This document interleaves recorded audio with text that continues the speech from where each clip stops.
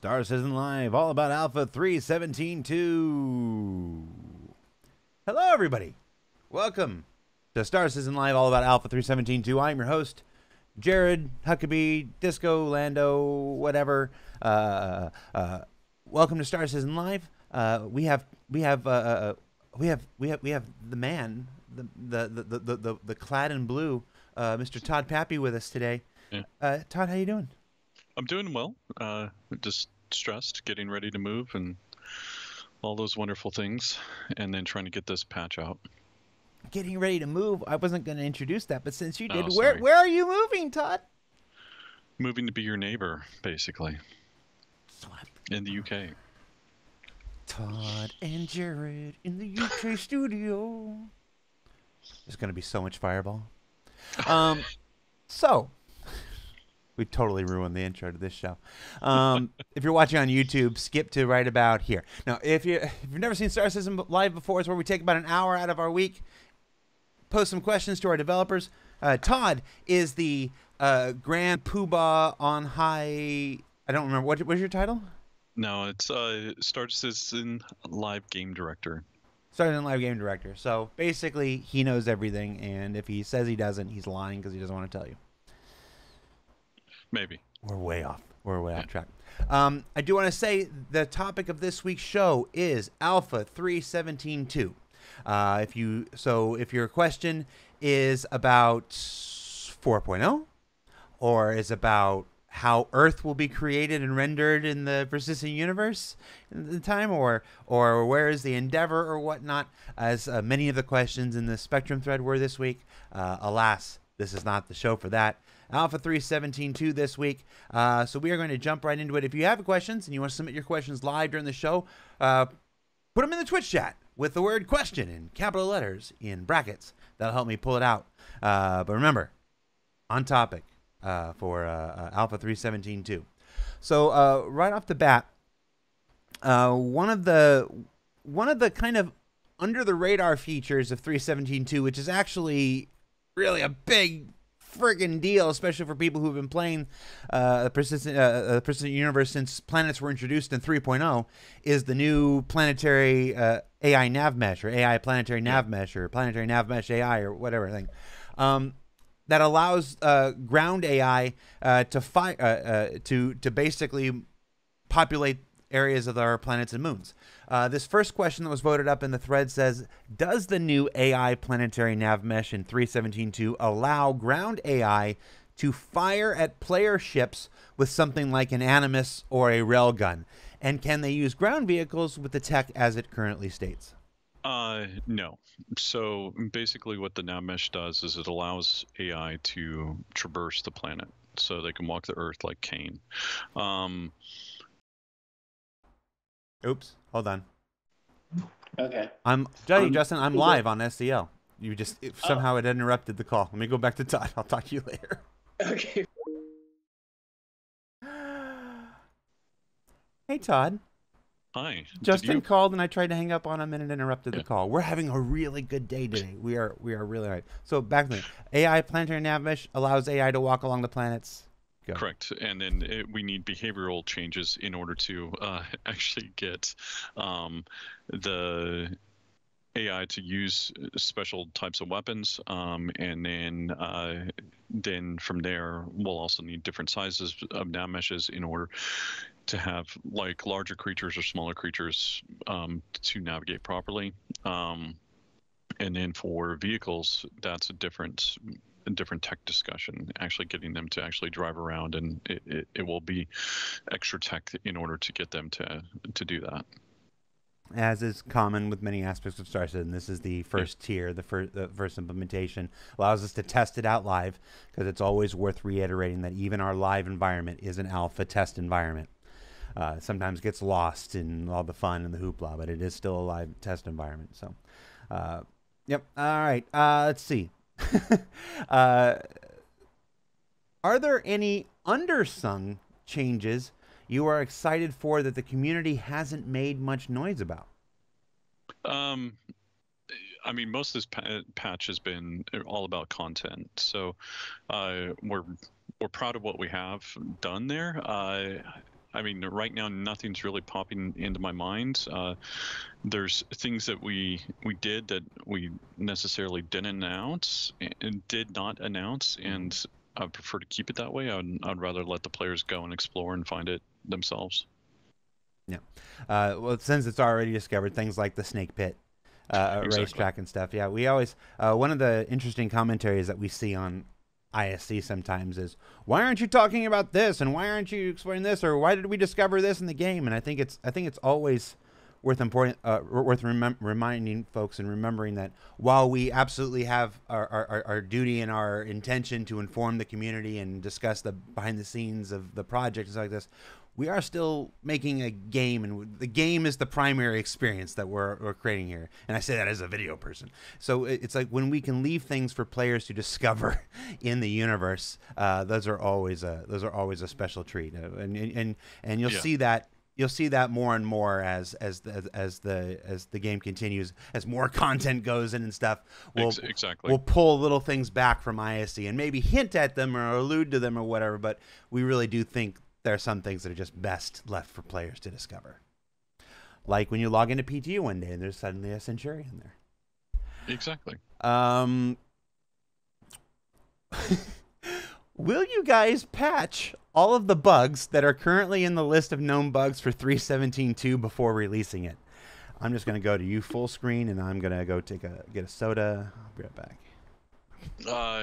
No. I mean, it's basically we try to patch it, or we try to fix as many of the bugs as known bugs as that we try to fix as many of the known bugs that we can. But I mean, right now, just because the way that we work and how we're going through everything, like there's too many right now to fix. And then from there, we basically pick out what our hot items are, or anything that we feel is extremely broken. We aim for that to be fixed up the next patch, and then we continually work through that. But this is basically how we work, where we'll go through, we'll fix stuff as much as we possibly can, get the patch out, just because, again, we're trying to hit a date versus all the features are done and completely finished. I was going to add something snarky, but no, you hit it. Okay. You hit that one. So what else we got? What do we got from the live chat here? Anything from the live chat? Is this Chris Roberts? No, this is Todd Pappy. Yeah. Can the planetary, from the live chat here, can the planetary Navmesh be reused to navigate ship insides once you have cargo boxes and other stuff lying around? Are they asking about being able to walk the ship? Yeah, like could the dynamic Navmesh be just created to make AI suddenly be able to walk through ships and stuff? Well, I mean, that's the goal. Is basically for us to have the ships there, have Navmesh actually inside the ships, and then let's say a ramp opens up, then the Navmesh is dynamically spawned and saying, okay, hey, I can connect from the planetary Navmesh up the ramp, then into the ship. So right now the team is working through a lot of those connectors, whether those be jumps, ladders, so on and so forth, like so that, the AI should be able to connect and go through all the different instances that they need to do in order to navigate wherever they need to. And the second half of that question was, and then dynamically, like if I put a cargo box down, is the AI going to know that they can no longer move there and stuff? So yeah, it should. Very cool. I mean, obviously, there will be points in time where I guess the players can really mess up the AI. If they basically stack a box or build a baby gate, but we'll need to work out how we can fix that and how we can, change the AI's behavior in order to possibly move the boxes out of the way, or even find a new way around. You absolutely know cargo box baby gates are yep. going to become very prevalent. It's something, well, I mean, we see it now with gurneys or other things, so yeah, completely understand. While we're on the topic of AI here, can you go into detail about what you're doing to help the FPS AI be less bad for 3.17.2? Basically, well, there's a couple of things that happened. And when we talk about the cause of it, and then you can talk about. Yeah. Well, I mean, there's kind of like the player and AI networking changes that have gone in. And so this was roughly about 6 to 8 months worth of work from Daniel Wilson. And it's basically before it was very dependent on the server frame rate and latency, and now what we did was we actually decoupled it. So, and it really kind of breaks down into two things: interpolation and extrapolation. So interpolation is basically smoothing out the data from the server that we've received from the server, and then extrapolation makes up the information in case we don't get an update from the server in that time frame. So basically what it leads to is less desync, better dealing with lower server frame rates, better looking remote movement. Now it's still a work in progress. They're still tweaking it, and so they'll improve it as soon as we go live, just because the live servers behave differently, because they're heavier. More my heavy, goodness, more heavy. more heavy loaded. Oh my goodness, I can't speak today. Versus the Evocati servers. So we'll go through and we'll adjust things and make sure that how it runs in the future is basically tuned and tweaked based off of it.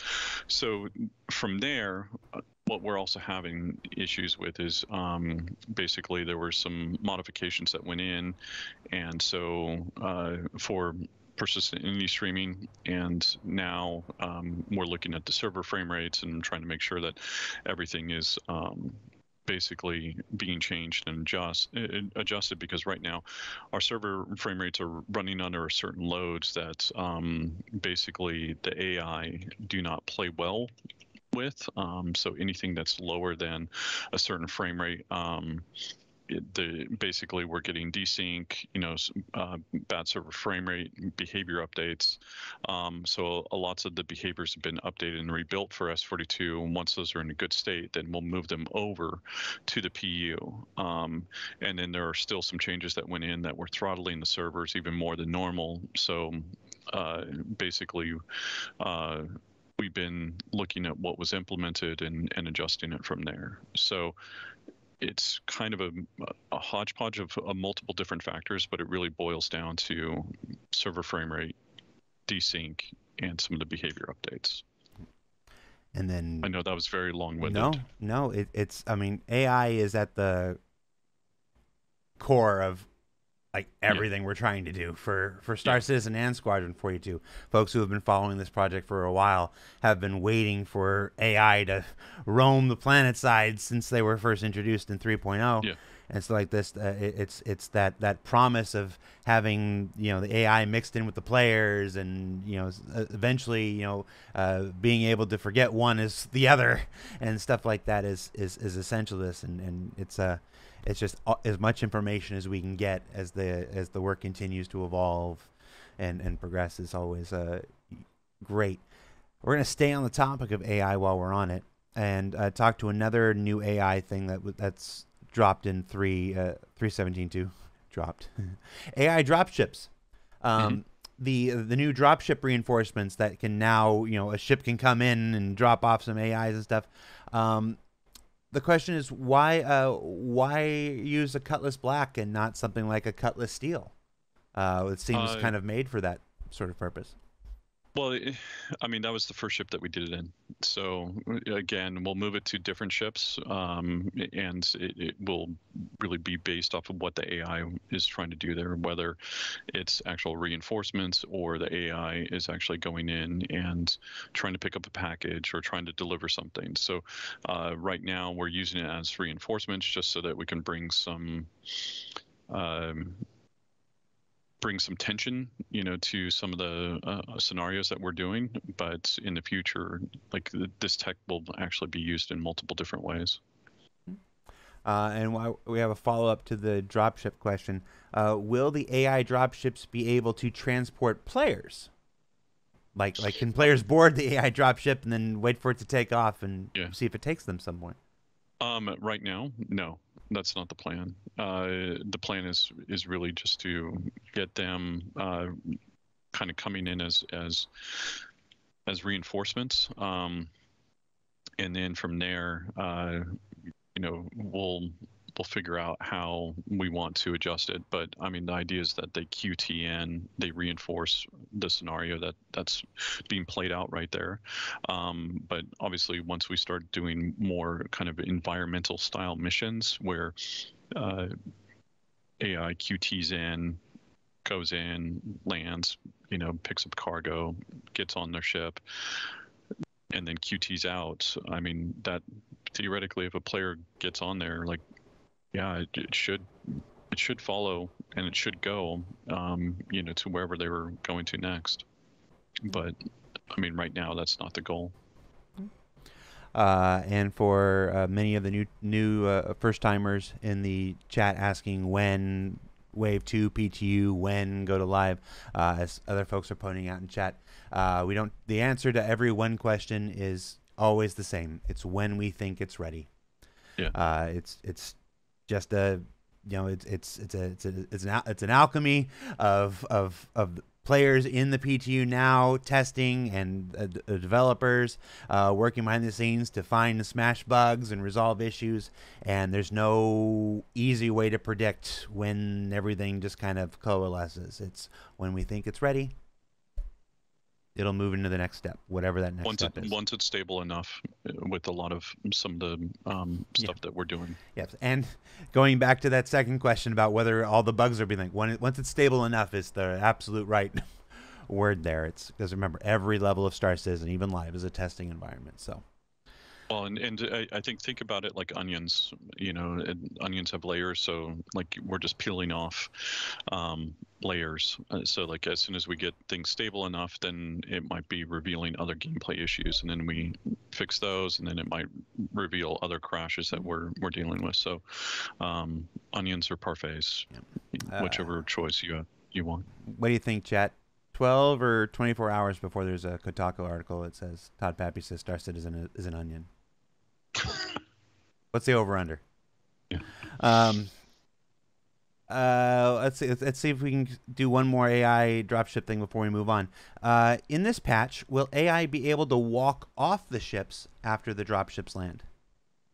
Yeah, they should. And if they don't, it's a bug. I mean, they're basically built to reinforce a lot of the combat scenarios that are happening there right now. So the goal is for them to get off the ship and then start hunting you down. Okay. This question might be a bit more for Tony, but we'll try it here. Will there be any additional Quanta instances for more commodities in 3.17.2? Not right now. I mean, the main goal for us was just to kind of test that out when we initially released it, but basically the game horizon and Tony have been focusing on other things. Okay. Game horizon, for folks who've never heard that term before, is go ahead. I was gonna, you got it. They're another company that we're working with that's helping us build Quantum. Yeah. We're really good at naming things. Let's see. I got some mission questions here. When the player can do a single mission solo that rewards 50K or 100K or 200K AUEC, has CIG considered making other jobs like hauling cargo and mining more profitable, so putting the time into them rewards more than doing almost no risk shooting, missiling NPCs with a free white undersuit? What's your thoughts? Basically for cargo and mining, I still view them as basically like a squashed mission, or a squashed game loop, just because for in particular cargo or long hauls, we're expecting that you're traveling through at least one solar system, if not multiple solar systems. And then the danger that would be included into that should be how we basically pay that out.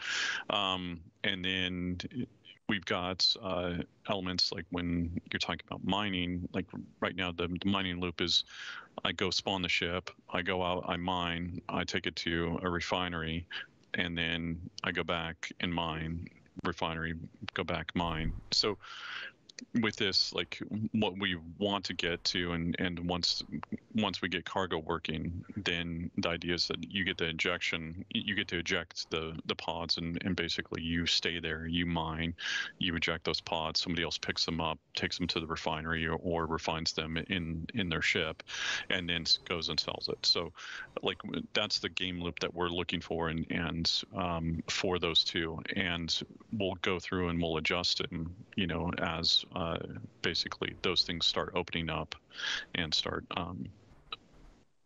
being fixed and working the way that we want them to work, and then we'll do more tuning, based off of that. Gotcha. Reminder to folks that we are talking about Alpha 317.2 today. So questions about the far future of Star Citizen, not for this week's show. That said, Alpha 317.2 introduced our brand new Derelicts, made with a new pipeline by a new team and stuff like that. With salvage right around the corner, was any thought being given to whether these new Derelict POIs would be salvageable? Yeah, yes, there has been. So basically the way that we break it down internally and think about it is that there's really three different types of derelicts. There's inhabited, which basically will not be dynamically generated or anything like that. Then we've got some of our other stuff that will be dynamically generated, which are like the fresh and what we would consider even old. So fresh would be like it's a smoking wreck. There's, you can go in there, you can get items removed. You can go in there and hull scrape. You could possibly even munch it. And then there's the old ones, which would be, you probably have limited item removal just because of the age or wear associated with those items. And then we'll need to see how they visually look, but my gut feeling is probably no hull scraping on it. And then, then you'd be able to munch it up and salvage it, and basically get the warped material or basically aged material. So that's the way we're thinking about it. Even with inhabited, like the idea is that it's so worn down that you theoretically can't go in there and basically hull scrape it. But right. We'll need to see how much of it we want to salvage, whether it be item removal or something else. Yeah, for me, the whole scraping is cool and it's very visual and it looks cool and stuff like this. But I personally, I'm looking forward to the day when we can go and strip components out and be like this is a component I can actually like put in my ship or something. Yes. And find ultra rare, super fancy, military components or whatever. I'm like, oh, this is actually an upgrade for what I have in my ship. Pulled out of the wreck of an old ship. They're not going to use it anymore and stuff. That's I'm allowed to have. That's where we're heading. That's what I want. All right, we've done some basically some softball questions here. Let's get to some of the real meaty ones. Will the double dogs have more sustenance when eating than the plain single hot dogs? If they don't right now, I'll have a designer take a look at it and adjust it. It got voted up. Okay. Don't blame me, people. Okay. Yeah, I'll get a designer on that. Now here's a big one. Has there been any discussion to lowering the atmosphere of Crusader so that quantum traveling out or even in and getting there can be done sooner than it currently is? Yeah, it has been. And basically, we've looked at it from a couple of different ways, but basically we have the tasks on one of our team's backlogs. It won't happen in 3.17.2, but I'm looking forward to happening soon. But again, I don't want to say it because right now that team is focusing on S42, so I don't want to promise anything that they can't. S42 tasks might basically overwrite what we're requesting. Right. Speaking of that, next question. Are there any teams, remember this is the backer wording, not mine. Are there any teams besides Turbulent working on the PU, or is everyone else working on Squadron 42? It can sometimes seem like that.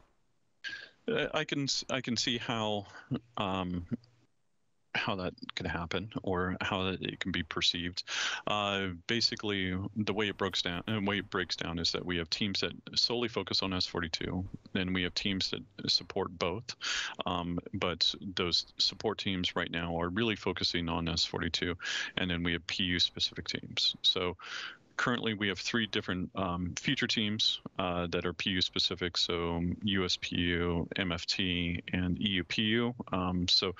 And those teams are working on like cargo, missions, hull scraping, resource management. Things like the Siege of Horizon's coming. Yeah, exactly.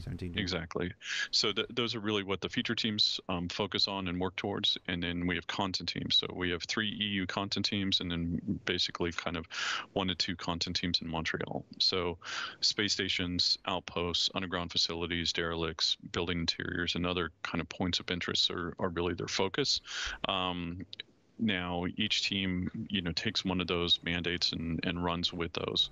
A lot of the EU teams have been focusing on pyro, and so like with the space stations or with the outposts, those are really their main focuses. And then the underground facilities, that team was kicked off I would say about 6 months ago, and so then they've been building up what the new underground facilities would be like. And then obviously the Montreal team has been working on derelicts and building interiors, and then like you said earlier, sneaking in the snake pit racetrack.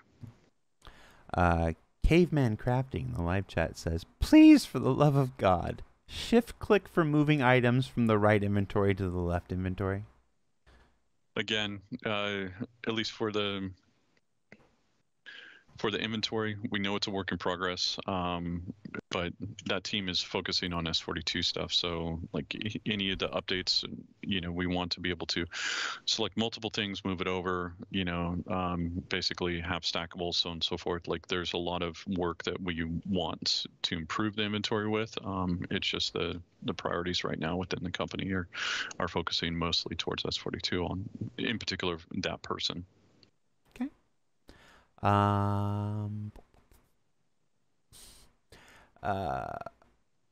Will crashed it's sort of a follow-up to the salvage question, I guess. Will crashed reclaimers contain anything worth gathering? Yes. So basically, it depends on what they're talking about right now. So if they're talking about the mission ones, right now we have a tech request in, so we technically can't spawn loot crates on those ships right now. So in the future we'll be able to do it, and so that when you're going through the ships, you'll be able to pull stuff out and get different loot.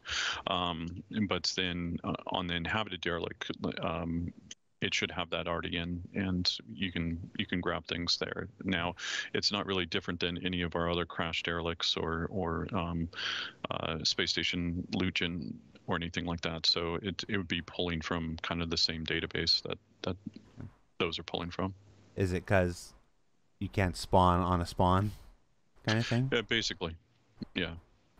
So it's the dynamic spawn of those that is causing dynamic us issues. Spawn that can spawn on a dynamic spawn can spawn on a anyway. Yeah.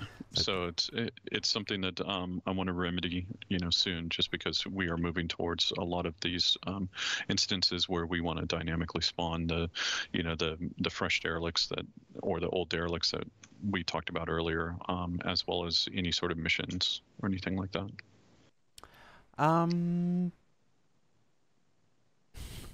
I Love Todd Pappy says, will there be an option to automatically set your avatar to look like Todd Pappy?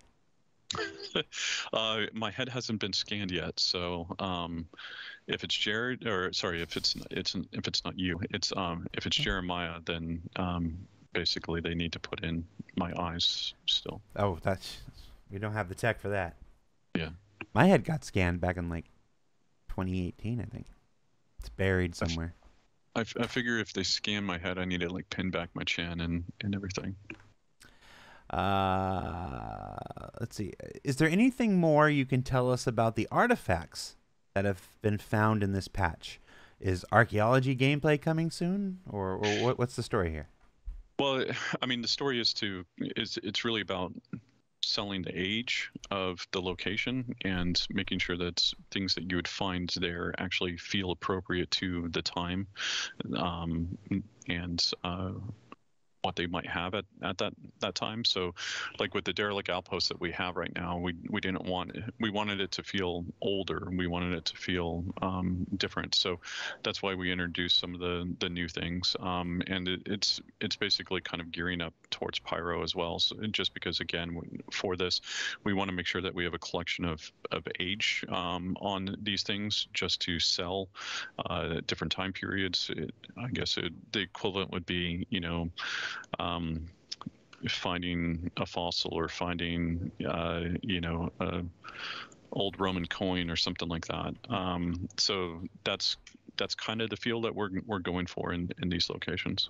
It's up to the people to determine the value and the worth, and so somebody will choose to collect a bunch of them. Some people, correct. Somebody will choose not to care about them. Somebody will choose to want to build the largest collection of them, and a sort of proto economy will evolve out of that and stuff. Well, on their own. And even then, like, we want to have some that are in pristine condition, some that are worn down. It'd be the equivalent of finding, like an old. We have an idea regarding like old toys, or books or liquor, and being able to go through and be able to find the different bottles or find the different worn down books or toys that might be in pristine condition or broken. Decon Voidblazer in the live chat says, let me preface this by saying I'm a huge fan of what you all are doing, but are we still going to see elevators assassinating people in 3.17.2? Maybe. I think, again, it'll depend on server frame rate. I think right now, when the server gets throttled, we definitely have some issues there, some bugs there that have been hard for us to track down. So, unfortunately. Yeah. I think you can take just about any multiplayer game that has elevators, especially a massively multiplayer game. And if you've ever been on the Jungle Cruise ride at Disneyland, it's like elevators are the most dangerous killer in the animal kingdom. Yeah, unfortunately, I'm sorry. What determines the frequency of combat service the new combat service beacon missions? Is it quantum AI, virtual AI, probability volume encounter? It's quantum. So it's quantum that goes through and basically says, okay, hey, in this area, we're going to spawn this many. And then of varying skill levels or varying threat levels. And then from there, it basically, the servers pick them up. And so, but it is quanta in the background saying spawn here, spawn there. Okay. The CIG, Nico says, does CIG enjoy seeing fan-made 3D models of ships in the sort? Of course. I mean, I think anything fan-made, whether those be memes of Chris or Jared or other things, make more Jared memes. Then I think we geek out on those, as well as any of the stuff that people build, whether those are using 3D models in basically 3D printing, or even just any sort of art or screenshots or videos that people put together. We do pass those around internally very much. We do. I'll verify the last one. Das Runde Virek says, when Todd Pappy and Disco Lando bobbleheads? My head bobbles in the videos enough. Like, I can't get past a week in ISC without some smart Alec and YouTube comments talking about how my head bobbles. It's like, I broke my neck in 2000, and it never healed right. Cracked 3 vertebrae, and it keeps it loose. But you keep making fun of me. You're making him feel guilty. You keep making fun of me on YouTube. Go ahead. Keep doing it. I enjoy it. But next patch, just for Jared. No, because bobblehead heads can only get so big. Yes. And you can't have one that's appropriate to my scale.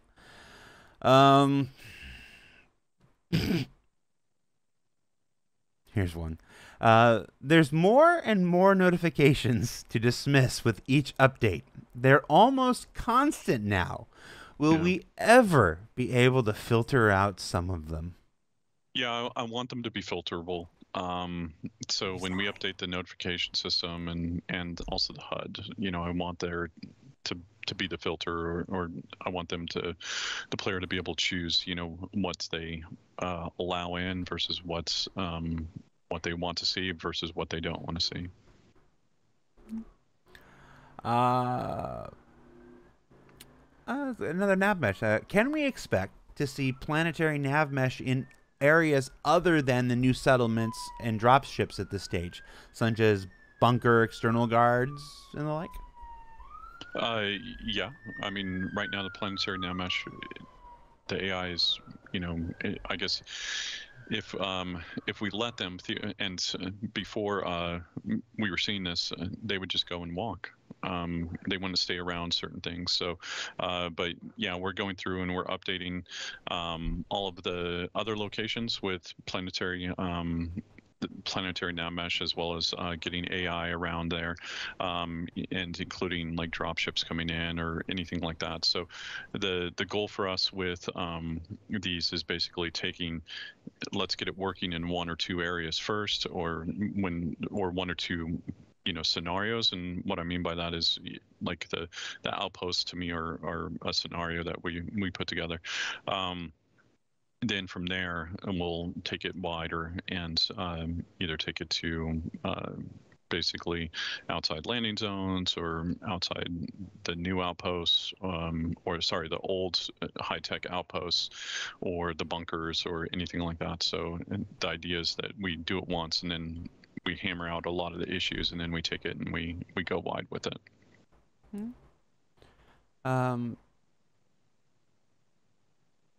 There were Spartan 0214 asks, there were a lot of quick releases for 3.17.2.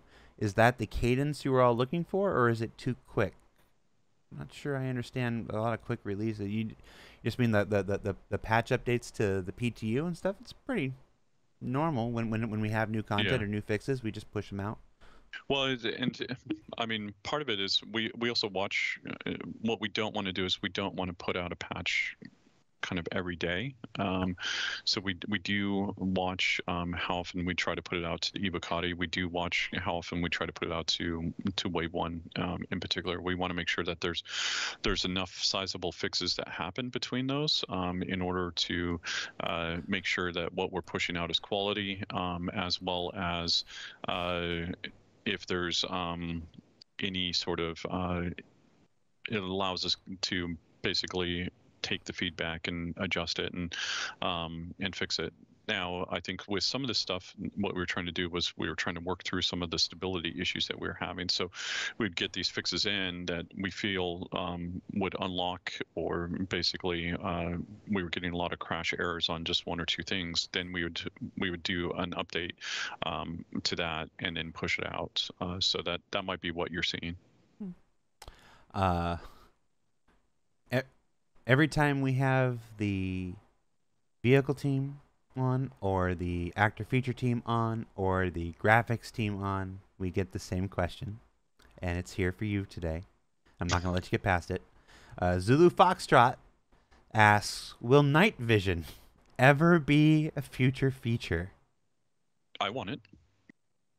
I want there to be different types of vision. So, and I mean, it's something that we talked about, like Tony and I have talked about it for Discovery, is being able to look at different aspects of the EM spectrum, whether it be X-ray or EM or IR. So, or in this case, night vision. This to me is just a different, vision mode. So, full-on predator vision. Yeah. Hey, Jared, are you currently growing your beard to solidify your support for 4.0's release like you did back in 2016 Gamescom for 3.0's eventually December release? No. Please do. No. This is Jared moving to the other side of the world transition phase. I'm spending a good deal of my time building the future of ISC and SCL. As well as setting up for this year's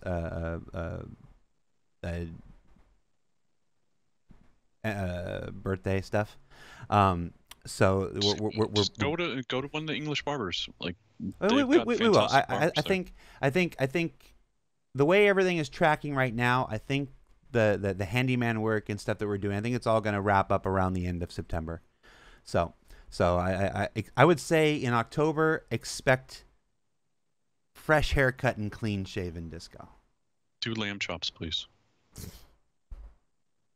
For the 4 people that seem to care about that stuff. Let's see. With the long road to 318 coming up next, how much support is being dedicated to the maintenance of 317.2 after its release? Is there a small team to hotfix issues as they come up, or is it pretty much all hands on deck for the push to 318? Well, if there's something that comes up that we need to hotfix, then we do that. So currently, most of the team right now is actually working on whatever tasks they needed to do. Basically, once we hit kind of the end of the quarter, those teams are allocated to basically start working on other things. So most of the teams have already started to work on that and work towards, basically their 318 goals or basically their Q3 goals.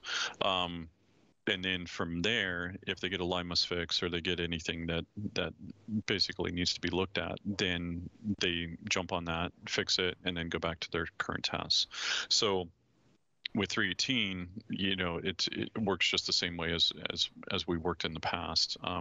Obviously, with the introduction of persistent NA streaming, there's a couple other things that we need to basically. We're introducing that into the streams right now, and so the teams will jump on it and fix it and then go from there. Okay.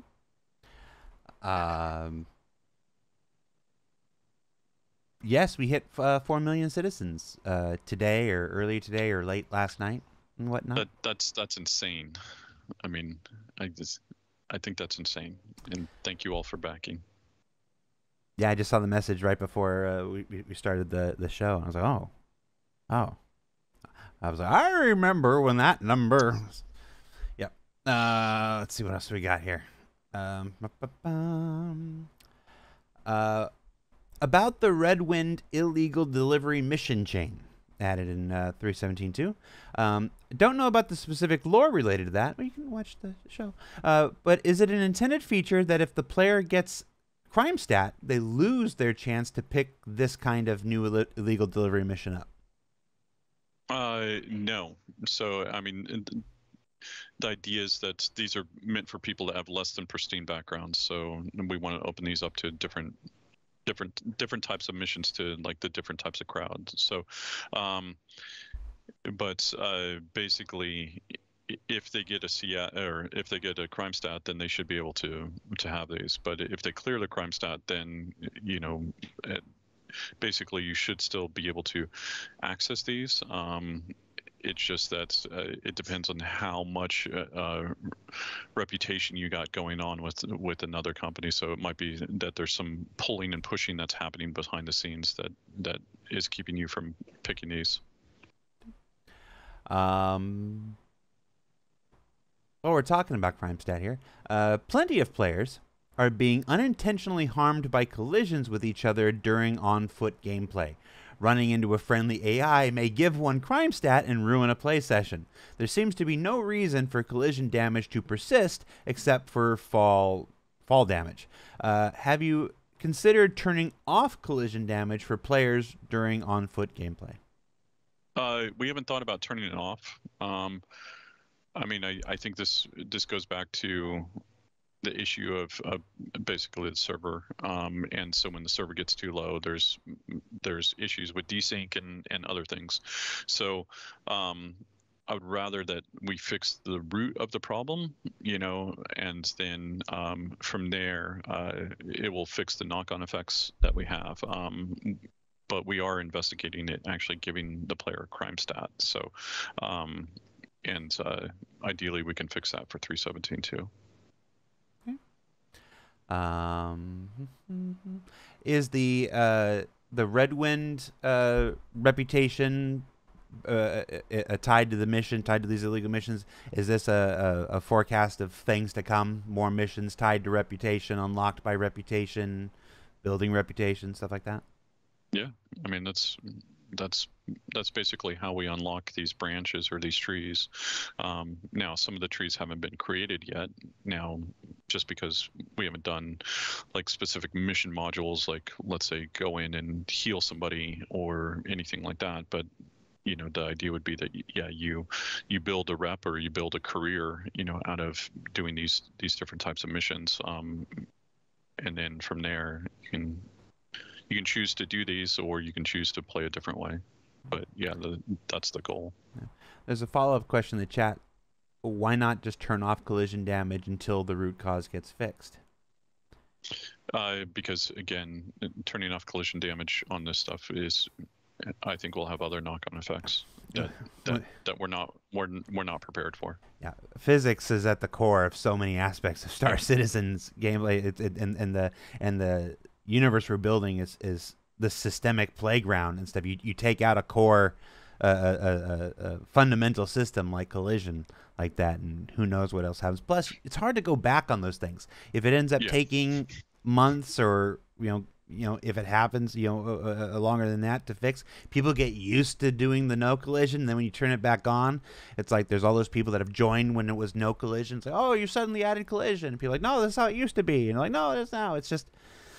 Well, it's also like right now, I mean, if the player gets into a position that they shouldn't be in and we need to kill them or it damages them, I mean, that's like, we need hazardous areas. We need those types of things to basically kind of create tension for the players. Like, if we turn off any sort of basically collision or damage for collision, it might be that we have knock-on effects for fall distances, or players can get into areas that they shouldn't have been able to get into, through weasel through walls or anything like that.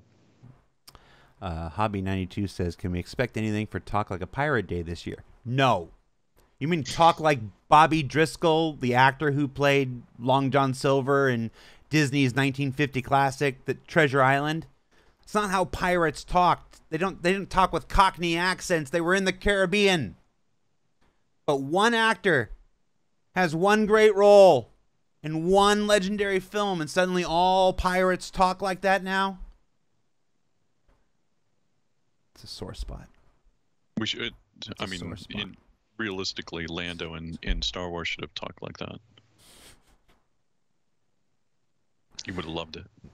I was about to do a like Billy D trying to do a Cockney accent, and like literally, I just had like a fault alarm go off in my head. Like, no, don't. Let's see. It's almost at the end here. Can you give us more details and technical information on the new player and AI networking changes present in Alpha 3.17.2? I'm a techie and I find this fascinating. Well, I basically did at the start, and that was really kind of the interpolation and extrapolation that was done. So, right. that all kind of feeds into the same. I remember that now. Yeah. Watch the replay; it's there. Rumors say, oh God, who picked a question that started with rumors? Oh, I already started on it. Fleetwood McFan. Now I'm going to have that song stuck in my head for the next couple of hours. Rumors say that Quantanium prices are getting nerfed. If true, does this mean that we can expect some other minables to take their place? Well, we'll do it the dramatic way. Rumors are wrong. We haven't changed it for 2 releases. So basically, somebody's pulling your leg. There's never been a good statement or question that's ever started with rumors. Although Neil Simon has a pretty good play called Rumors. It's pretty good. Murder whodunit kind of thing. We already did that one. That's about the ship derelicts being salvaged. Anything you can tell us about the hit registration fixes that are currently being tested on PTU? They're going in the patch. I mean, yay, hallelujah. Yeah. All right. Yeah. Starcatraz says knives are cool, but what about swords? Where's more melee weapons, Todd? Where's my baseball bat? Yeah. Where's my Hanzo sword? My 30th century Hanzo sword. Yeah, we got bigger fish to fry. I think right now it's getting some of the there's gadgets that I think need to go in, and basically that team is all focused on S42 right now. Let's see. We did introduce everybody to the new Interactables team that was just formed and stuff. Mm-hmm. Maybe about the AI Navmesh from ArchSite in the chat. Does the mesh get generated before the player arrives or when the player arrives? When the player arrives, so it gets generated around the player. So obviously we'll still tune them out and everything like that it gets generated. But I think right now it's we've seen some issues with some long distance sites where maybe the AI aren't getting updated, but these are all things that we got to work out and tune. But yeah, it basically gets generated as a player arrives.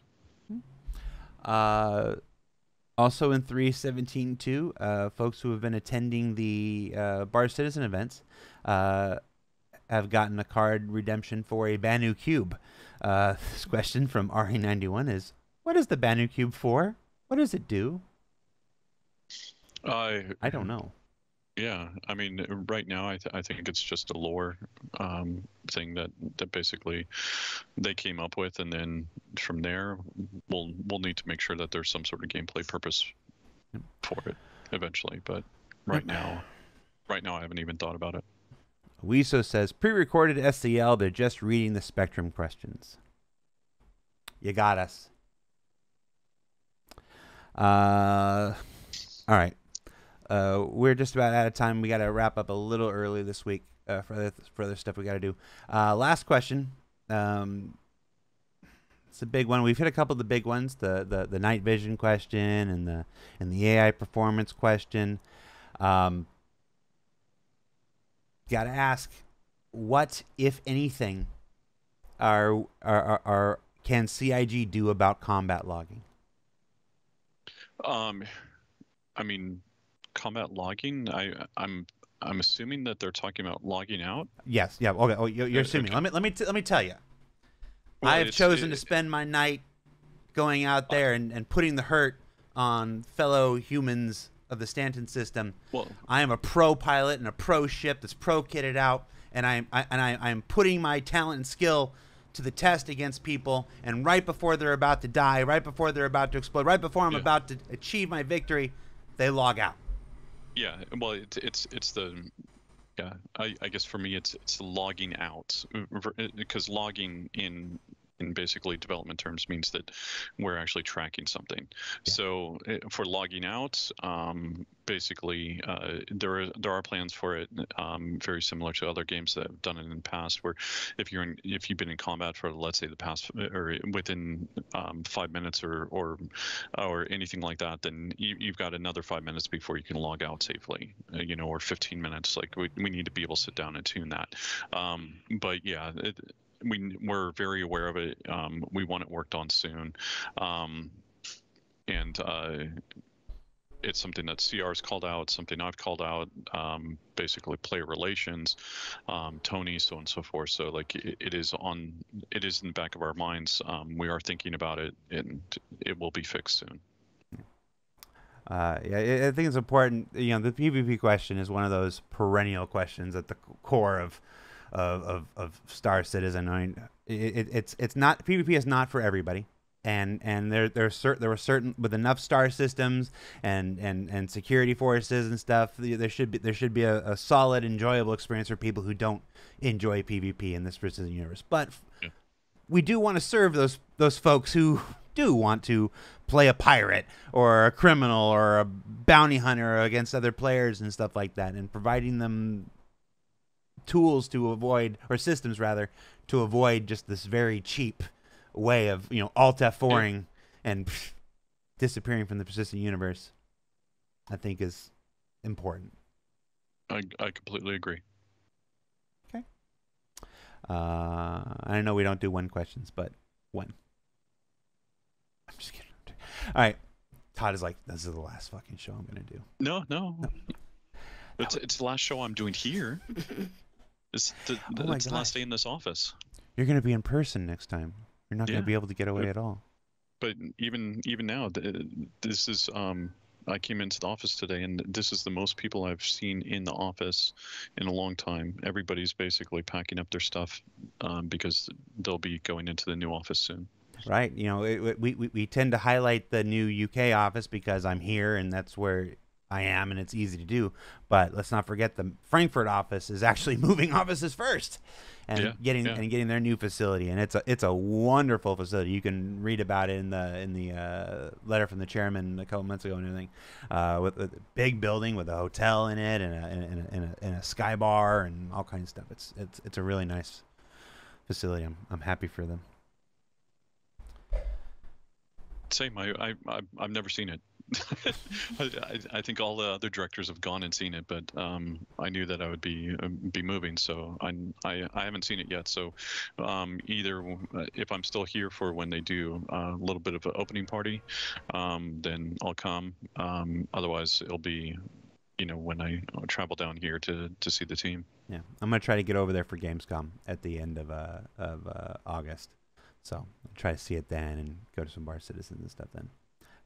It's not a promise or anything, people. I'm gonna try. I'm trying to work it out right now. Todd, thank you for taking the time out of the week to do this and stuff. Again, this is busy time between trying to get 317.2 out the door, trying to get 318 up and running on PTU. This Battle of the Bricks, which is our big charity live stream event that's happening a week from today. There will be no Star Citizen Live next week. It will be the special Star Citizen community team versus EVE Online community team live stream to raise money for Extra Life. We will be building each other's spacecrafts, or attempting to build each other's spacecrafts. So I got toast in my head, like, don't say you're gonna build it, you're not good. The Star Citizen team has to build a ship that has been chosen by the EVE community team from their game. The EVE team has to build a ship from Star Citizen that has been chosen by the Star Citizen community team. And in the middle, I have to try to make sure the stream doesn't go down. I'm just an operator on this one, but I don't think I'll be able to not get involved for too long. Thank you so much. Remember, ISC is on hiatus right now. We are coming back from our hiatus on June 28th. We'll have a look at the Centurion, which is the newest vehicle built on the Atlas platform that's coming to Alpha 3.17.2, and some new stuff that's coming in Star Citizen's next patch. I don't want to tell you about it yet. We'll see it when it comes to the show.